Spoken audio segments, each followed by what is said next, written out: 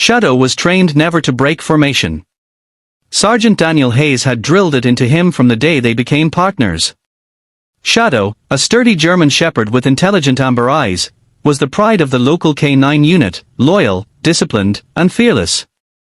But on that cold November night, under the flickering glow of the streetlights, everything they'd been taught was about to be tested in a way no one could have predicted. It started like any other patrol. Daniel's boots crunched over the icy sidewalk as Shadow trotted dutifully by his side, nose twitching at every passing scent. Their breath formed twin ghosts in the crisp night air. The small suburban neighborhood they patrolled was usually quiet, too quiet, Daniel often thought, but tonight felt different. Shadow seemed restless. He kept glancing down an alley they'd already passed twice, ears flicking back and forth, body tense like a coiled spring. "Leave it, Shadow," Daniel said firmly when the dog paused, nose pointed toward the darkness between two rows of shuttered garages. The leash tugged taut. Shadow didn't move.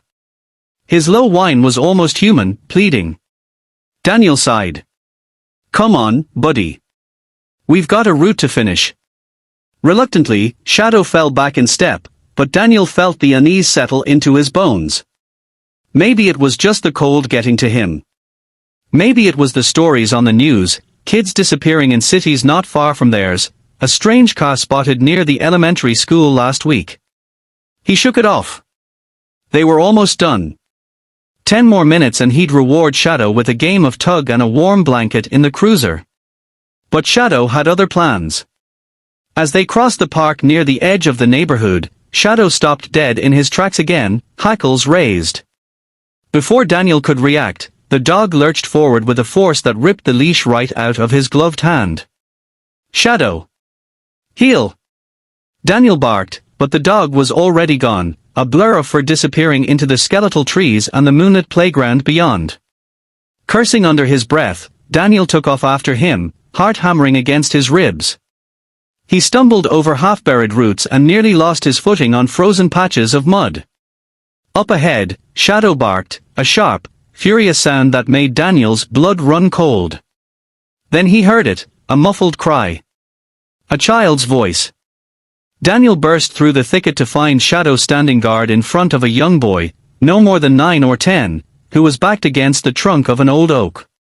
Shadow snarled at the man looming over the boy, teeth bared, ready to lunge. The man spun around when he heard Daniel crash through the brush. His eyes were wide and wild in the darkness. In one hand, he gripped the boy's wrist so tightly the child whimpered in pain. "Police! Let him go!" Daniel shouted, hand on his holstered weapon. Shadow edged closer, a low growl rumbling deep in his chest. The man hesitated just long enough for the boy to wriggle free and stumble into Shadow's side. Shadow immediately nudged the boy behind him, shielding him from the stranger who now seemed to realize he was cornered.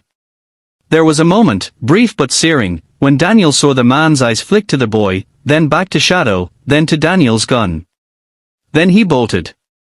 Daniel hesitated just long enough to shout, "Stay with him, Shadow," before tearing after the man. They crashed through the park, branches clawing at Daniel's jacket.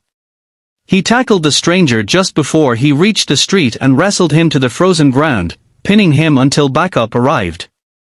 When Daniel returned to the playground, breathless and scraped up, he found Shadow sitting perfectly still beside the boy, who was crying silently into the dog's thick fur. The boy's small hands clutched Shadow's collar as if letting go would mean losing the only safe thing left in the world. Shadow looked up when Daniel approached, ears drooping slightly as if bracing for reprimand.